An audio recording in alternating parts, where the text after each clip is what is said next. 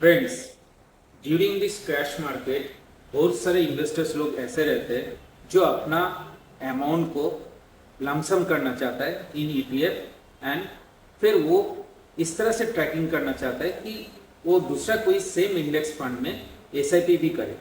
Same index में same ETF में अगर वो लमसम के बाद उसमें एसआईपी करता रहेगा मंथ वाइज, तो क्या रहता है, उसका जो एवरेज वैल्यू रहता है, प्राइस रहता है, वो अप होता रहता है। तो लमसम करने के बाद उसको एसआईपी वाइज अमाउंट डिपॉजिट करने से अलग से ट्रैकिंग नहीं होता कि मेरा लमसम अमाउंट किस तरह से 5 साल बाद 10 साल बाद कितना रिटर्न दिया रहा है। इसके लिए एक शॉर्टकट और काफ़ी गोल्डन रूल्स मैं आपको ग्रो का प्लेटफॉर्म में दिखा रहा हूँ।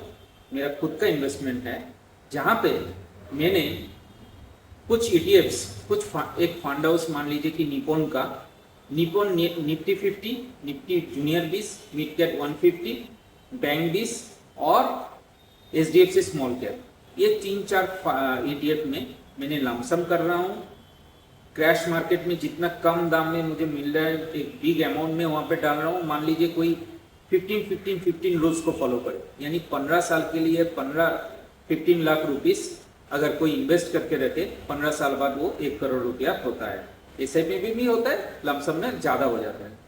तो कोई अगर ऐसा सोचे कि मैं 5 लाख या 10 लाख या 15 लाख रुपीस एक साथ ईटीएफ में इन्वेस्ट करके रखूंगा और उसमें कोई छेड़छाड़ नहीं करूंगा, मार्केट क्रैश ओवरकम करने के बाद मैं कोई एसआईपी उसमें नहीं डालूंगा, उसको अलग से ट्रैकिंग करूंगा, तो वो निप्पॉन में जाके ये सारा फंड में अपना अमाउंट पार्क कर सकता है और अलग सा एक एसआईपी के लिए सेम इंडेक्स में, यानी कि Nifty mid cap, Nifty junior 20, next 50 या bank Nifty bank ETF, bank का जो ईटीएफ होता है, ईटीएफ बैंकिंग, उसमें रखे।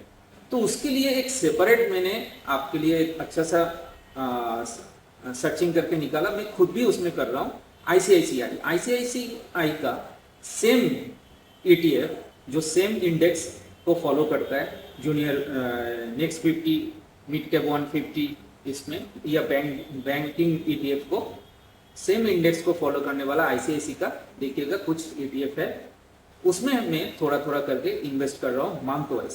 जब भी मार्केट डीप में जाता है 1%, 10% जब मार्केट गिरता है उस दिन में उसमें अपना एसआईपी, मंथली एसआईपी का अमाउंट उसमें डिपॉजिट कर दो।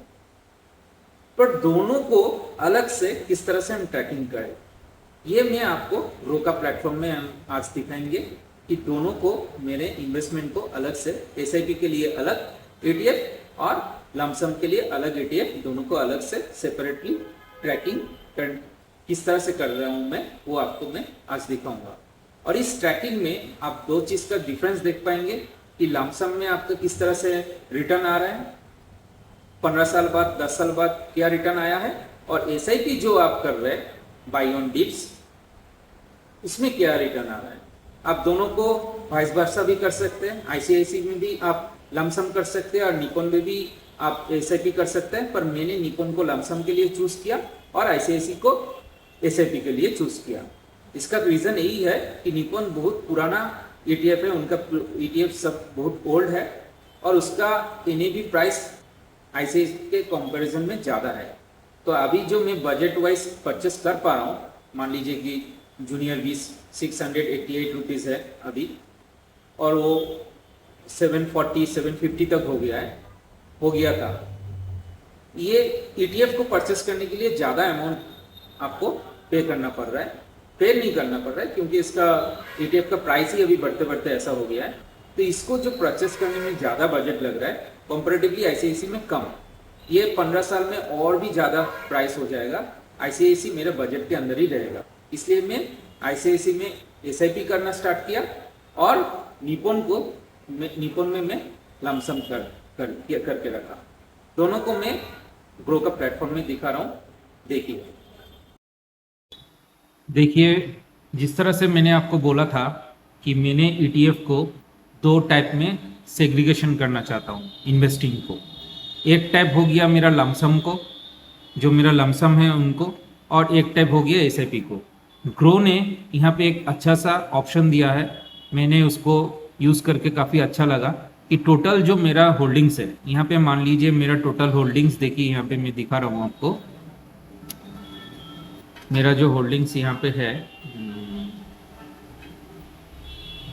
देखिए यहाँ पे टोटल होल्डिंग्स यहाँ पे है मेरा 4,13,089 रुपीज़।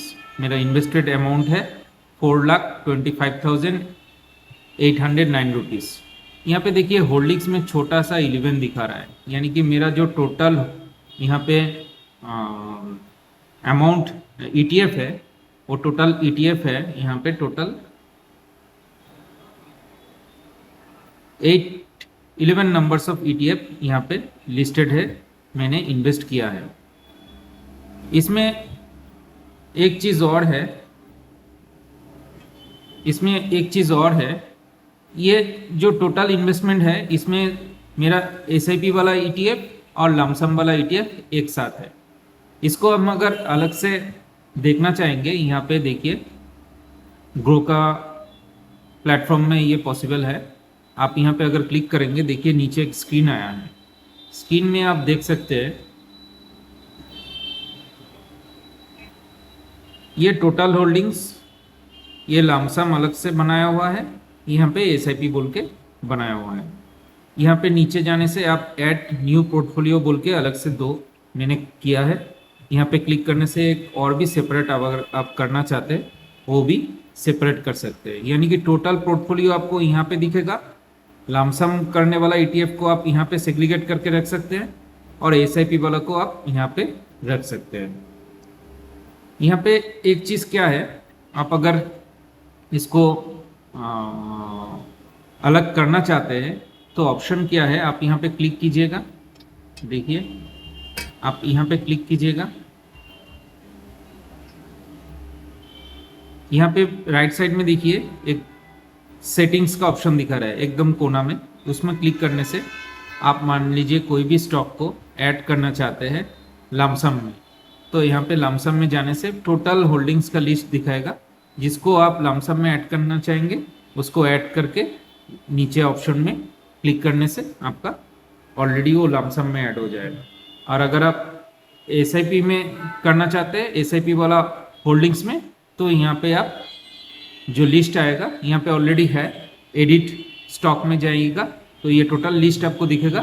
कोई भी ETF जो आप SIP में करना चाहते हैं, इसमें क्लिक करने, राइट साइड में क्लिक करने से तो ये आपका कंटिन्यू करने से आपका SIP वाला होल्डिंग्स में वो शो करेगा। अदरवाइज आपका टोटल जो होल्डिंग्स है ये आपका यहाँ पे शो कर रहा है। यहाँ पे भी आप अगर चाहें तो आप टोटल होल्डिंग्स को आप यहाँ पे देख सकते हैं। तो यहाँ पे देखिए मैंने लमसम वाला होल्डिंग्स में जो निपॉन का है, HDFC का है और निपॉन का है, निफ्टी 50, बैंक 20, 150 20 और जूनियर 20 को अलग करके यहाँ पे रखा है। ये मेरा लमसम वाला इन्वेस्टमेंट अमाउंट है, कहीं पे 1 लाख, कहीं पे 87,000, कहीं पे 80,000, 69 ऐसा। इसको मैं क्रैश मार्केट में कम दाम में यूनिट्स को परचेस करके इसको लगभग मैं 5 लाख तक इन्वेस्टेड करके रखूंगा, जो मेरा ऑलरेडी 4 लाख होके रखा है।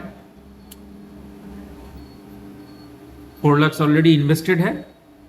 नेक्स्ट मैं क्या करूंगा, जब ये ऑलरेडी कैश मार्केट अप हो जाएगा, मेरा 4 लाख से 5 लाख या 10 लाख अमाउंट ऑलरेडी इन्वेस्टेड हो जाएगा, तब मैं ये लमसम को अलग करके मैं यहाँ पे मेरा जो SIP वाला होल्डिंग्स है, इन्वेस्टेड है, इसमें कंटिन्यू करूँगा। जब भी मार्केट क्रैश होगा कोई भी मंथ में, जो मेरा इन्वेस्टेड अमाउंट है 40,000 या 50,000 में इस ETF में इन्वेस्टेड करूँगा। इस तरह से मैं सेम इंडेक्स है, इस तरह से सेम इंडेक्स में मैं 2 फंड हाउस का ETF में मैं किसी में SIP किसी में लमसम करके मेरा जो लमसम और SIP दोनों को अलग अलग से मैं ट्रैक कर सकता हूँ। मेरे लिए काफ़ी इजी लगा प्रोसेस को, काफ़ी अच्छा लगा ग्रो का इस प्लेटफॉर्म को। कोई भी मेरा सजेशन नहीं है, कोई भी मेरा ये एक सजेशन है, कोई भी मेरा ऐसा नहीं है कि आपको बोल रहा हूँ करने के लिए, पर मेरा ये एक नॉलेज अच्छा लगा, इसलिए मैं आप लोगों के साथ ये प्लेटफॉर्म का सारा चीज़ शेयर किया। फ्रेंड्स, मेरे ख्याल से ये वीडियो आपके लिए काफ़ी अच्छा इंफॉर्मेटिव रहा है, क्योंकि इस वीडियो में मैं आपको क्लियर कर दिया हूँ किस तरह से सेम इंडेक्स में आप लमसम करने के लिए कुछ ETF चूज कर सकते हैं, सेम इंडेक्स में आप दूसरा फंड हाउस का ETF आप उसमें SIP कर सकते हैं। दोनों को ग्रो का प्लेटफॉर्म में आप अलग से ट्रैकिंग कर सकेंगे, लमसम अलग से, SIP अलग से।